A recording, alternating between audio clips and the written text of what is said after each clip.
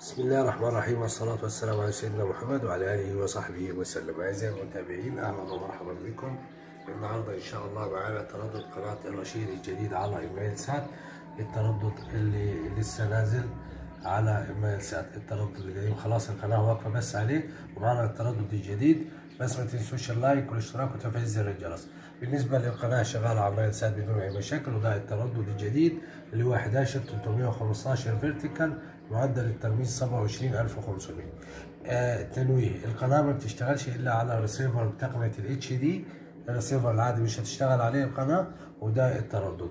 ولو عايز طريقة تنزيل القناة أو إزاي تبحث القناة وتدخل التردد على جهاز الاستقبال عندك أو الريسيفر، هسيب لك الرابط في أول تعليق.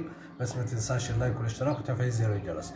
تردد قناة الرشيد مرة ثانية 11315 فيرتيكال أو عمودي على إيميل سات، وده التردد وده اسم القناة في القائمة. والسلام عليكم ورحمة الله وبركاته.